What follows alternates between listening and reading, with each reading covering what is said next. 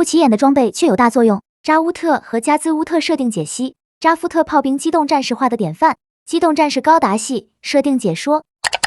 机体型号 TFA2， 扎乌特是扎夫特为便于在地球上展开作战而开发的一款机动战士。该型机体所发挥的主要作用是作为火力投送平台，来为己方地面部队提供火力支援。虽然当时扎夫特大量装备的金恩就已经具备远程火力打击能力，但是金恩终究属于是宇宙用的机型，并不能够适应在地球的多种类型地面环境中作战，这在扎夫特早期在地球上发起的战斗中就得到了体现。因而扎夫特设计局便开发了各种型号的机动战士，来用于满足扎夫特在地球不同环境中作战的需求。而扎乌特便是在这个背景之下诞生的其中一款机动战士。相比于另一款强调突击作战的兽型机动战士巴库，扎乌特主要的攻击能力便是在中远距离的范围对敌进行火力打击。为此，扎乌特的主要武装便是在肩膀上安装的2门大口径的双管加农炮，该炮射程极远且威力巨大，在攻打地球联合军的地面阵地时，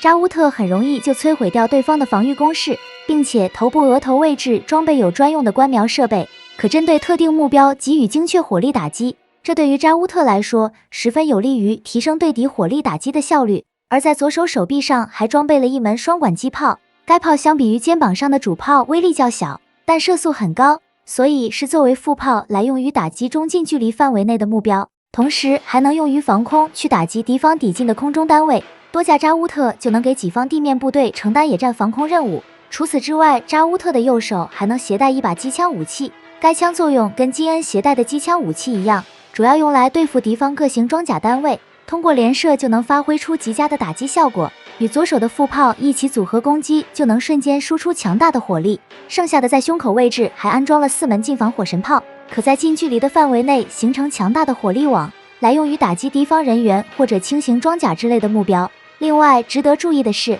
扎乌特虽然在外形上属于是人形机动兵器，但机动方式采用的是履带机动而非双足机动，可以看到机体的腿部和后背位置都带有履带结构。只要扎乌特转换成 MA 形态，就能像装甲车辆那样在地面上机动，不过动力输出并不是很强劲，使得扎乌特在地面行进的速度显得比较缓慢。虽然在行进时能平稳地对敌发起炮击，但与敌方装甲突击单位战斗并不占据优势，很容易被对方凭借机动性能优势击破，这与金恩等机动性能出众的机动战士产生了非常明显的区别。也由此可以说明，扎乌特虽然在外观上与主力机型金恩有些类似，但其原型其实是来自于某款在宇宙用的工程机械，并不是在金恩的基础上发展而来的改进机型，属于是不具备有独立作战能力的支援型装备。所以扎夫特在地面对敌发起攻击时，通常会安排巴库在前沿负责突击攻击，而扎乌特则紧随其后给予火力支援，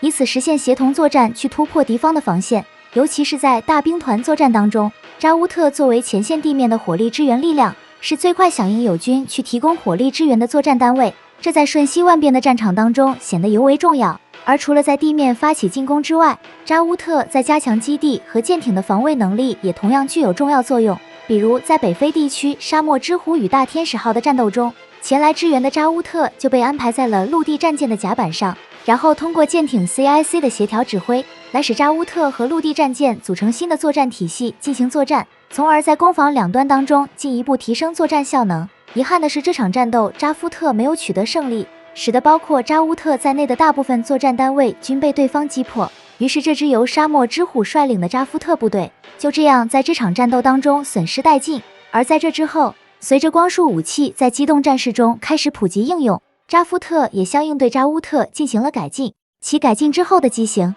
便是型号为 TFA4DE 的加兹乌特。该型机体于 CE73 年在扎夫特军中全面换装，所承担的作战职能仍跟扎乌特一样没有改变，主要在地面发挥给予友军火力支援和野战防空作用，必要时也会跟扎乌特一样，在陆地战舰的甲板和基地里充当移动炮台的作用。可以说，只要有了加兹乌特的作战能力加持，就能让已服役的陆地战舰在攻防两端的作战能力得到提升，而这正是改进机型加兹乌特所带来的变化。对比于之前扎夫特使用的机型扎乌特，加兹乌特除了外观涂装有所变化之外，剩下的变化就是武装进行了重大调整，其中肩膀上的武装换成了2门福尔卡光束加农炮，其在威力和有效射程上的表现均要优于原来扎乌特装备的加农炮。只要多架加兹乌特对敌方阵地齐射，就能给予敌方强有力的火力打击。而原先在扎乌特左手臂上的双管副炮，在加兹乌特的2个手臂上换成了2连装法尔科尼导弹发射装置。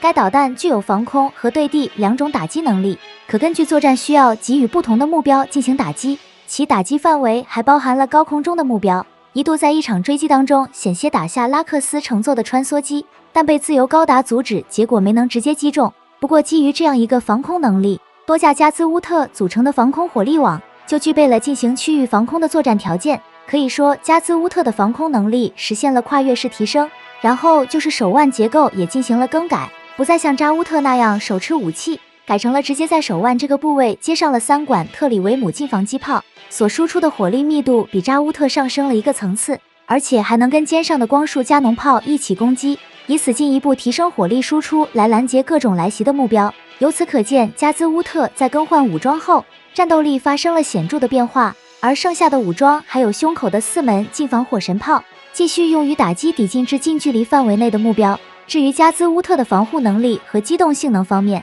由于使用的是仍跟扎乌特一样的机体，所以同样具备有转换成 MA 形态在地面进行机动的能力，因而机动速度仍跟扎乌特一样显得比较缓慢。而在防护上则不像地球联合军的 MA 有阳电子光束盾，防护水平不但没有实现跨越式提升，而且自身的远程打击能力也被对方的阳电子光束盾限制，从而使得扎夫特在几场战斗中进攻能力受阻，在战局当中陷入到了被动的局面。特别是在与地球联合军毁灭高达的战斗中，扎夫特由加兹乌特等装备组成的作战体系完全就不具备对抗能力。直到密涅瓦号加入战斗后，通过脉冲高达的战力加持，扭转了这场战斗的形势，这才为击破毁灭高达而打败地球联合军创造了条件。由此可以看出，扎夫特虽然为加兹乌特增强了不少攻击能力，但防御端的失衡直接就让加兹乌特失去了作用。从某种程度上来说，这也在战略层面对扎夫特产生了深远的影响。